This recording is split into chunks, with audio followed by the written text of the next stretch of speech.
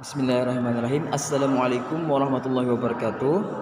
Perkenalkan, nama ulun Muhammad Barkatullah Ahyani dari Prodi PGMI Lokal 6C pada absen nomor 14. Di sini ulun ingin menjelaskan tentang kurikulum-kurikulum yang ada pada pembelajaran di Indonesia. Yang pertama itu ada kurikulum 1947 dengan nama Rencana Pelajaran 1947, di mana pada kurikulum ini adalah kurikulum pertama yang lahir pada masa kemerdekaan, yang mana pada saat itu dikenal dengan istilah Leerplan, yang mana diambil dari bahasa Belanda yang artinya rencana pembelajaran. Kemudian di dalam hal ini kurikulum ini memuat dua hal pokok. Yang pertama itu ada daftar mata pelajaran dan jam pengajarannya. Kemudian ada garis-garis besar pengajarannya.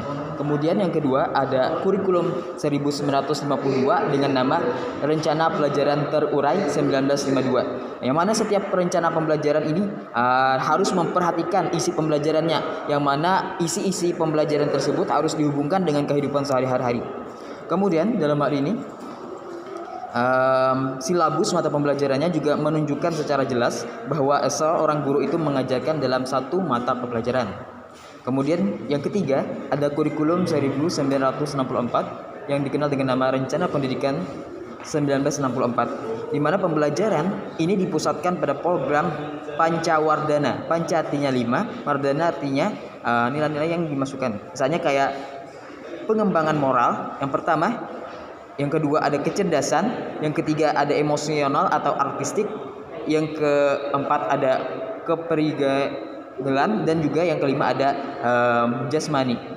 Kemudian berlanjut ada pengembangan kurikulum 1968 yang mana menekankan pada pendekatan organisasi materi pelajaran, kelompok pembinaan Pancasila, pengetahuan dasar, kecakapan khusus, yang mana dalam hal ini terbagi menjadi 9 pokok mata pelajaran.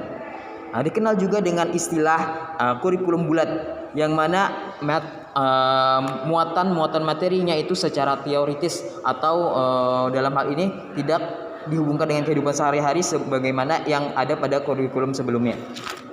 Kemudian ada kurikulum 1975, yang mana dalam hal ini diciptakan kurikulum ini agar pembelajaran itu lebih efektif dan juga efisien, yang mana cukup mencakup metode, materi, dan juga tujuan pengajaran. Kemudian berlanjut lagi ada kurikulum 1984 yang mengusung proses skill approach, yang mana ini merupakan penyempurnaan daripada kurikulum sebelumnya atau kurikulum 1975, dikenal juga dengan nama kurikulum 1975 yang disempurnakan. Di sini siswa berfungsi sebagai subjek belajarnya, di mana model pembelajaran yang digunakan adalah cara belajar siswa aktif atau CBSA dan juga student active learning atau SAL. Kemudian ada lagi yang dinamakan dengan kurikulum 1994, yang mana kurikulum ini memadukan daripada kurikulum sebelumnya. Jadi kurikulum sebelumnya itu dianalisa, kemudian digabungkan hal-hal yang pentingnya, khususnya pada kurikulum 1975 dan 1984. Namun dalam hal ini kurikulum ini memiliki banyak kritikan. Karena apa? Pengkolaborasian daripada kurikulum sebelumnya itu belum sempurna, sehingga pelajaran yang dihadirkan itu masih kurang sempurna juga. Kemudian berlanjut ada kurikulum 2004 yang dikenal dengan KBK atau kurikulum berbasis kompetensi, yang mana pemilihan kompetensinya itu disesuaikan spesifikasi indikator-indikator evaluasi untuk keberhasilan pencapai kompetensi juga ada, dan juga ada pengembangan pembelajaran.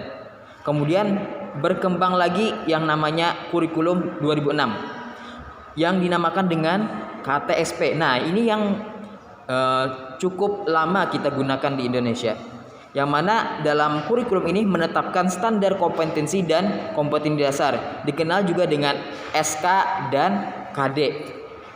Kemudian berlanjut dalam pembelajaran ada yang dinamakan dengan K13, yang mana memfokuskan pada pemperolehan kompetensi-kompetensi tertentu peserta didik. Dalam hal ini kita mengenal dalam kurikulum ini yang namanya KI dan KD. KI itu kompetensi inti dan KD itu kompetensi dasar. Yang mana KI ini disusun oleh pemerintah dan KD adalah apa yang kita susun berdasarkan KI tadi. Kita sebagai guru menyusun kegiatan pembelajarannya, hal yang perlu dimiliki oleh siswa sesuai dengan KI yang sudah disediakan oleh pemerintah. Kemudian berlanjut lagi kepada kurikulum merdeka. Nah, tadi kurikulum K13 tadi dianggap masih belum sempurna. Kemudian dikembangkan lagi yang namanya kurikulum merdeka, yang mana dalam hal ini kurikulum ini membulatkan atau memberikan kesempatan fleksibilitas bagi sekolah dan guru untuk menyusun kegiatan pembelajaran, sehingga sesuai dengan kebutuhan siswa. Jadi dalam hal ini guru berusaha mengembangkan strategi, metode ataupun pendekatan yang sesuai dengan kebutuhan siswa. Nah, perbedaannya dengan K13 tadi menggunakan KI dan KD, kalau kurikulum merdeka menggunakan CP, TP, ATP. Nah, dan dalam hal ini kalau di K13 itu ada yang dinamakan dengan silabus, kemudian RPP, kemudian di sini kurikulum merdeka dinamakan dengan modul ajar. Jadi di situ perbedaannya.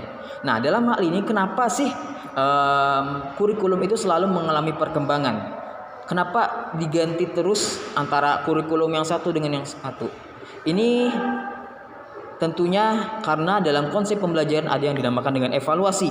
Evaluasi artinya kita menilai suatu kegiatan itu berhasil atau tidaknya. Jadi dalam kurikulum yang sebelumnya itu mungkin dianggap kurang sesuai ataupun masih ada kekurangan, maka dalam hal ini selalu ada perbaikan dalam kurikulum agar tujuan pembelajaran, tujuan pendidikan yang ada di Indonesia ini bisa tercapai. Makanya dikembangkan kurikulum sedemikian rupa. Jadi untuk setiap kurikulum itu ada kelemahannya masing-masing, makanya selalu diberikan perkembangan. Nah, jadi diharapkan dengan perkembangan tersebut bisa setidaknya mengurangi daripada kelemahan-kelemahan tersebut, bisa mencukupi daripada tujuan pembelajaran yang diharapkan di Indonesia. Ya, mungkin itu saja yang bisa saya sampaikan. Lebih kurangnya tentang kurikulum yang ada di Indonesia. Selebihnya saya mohon maaf atas apa yang disampaikan jika ada yang kurang jelas ataupun ada yang kurang sesuai. Saya mohon maaf yang sebesar-besarnya. Saya akhiri, wabillahi taufik wal hidayah. Wassalamualaikum warahmatullahi wabarakatuh.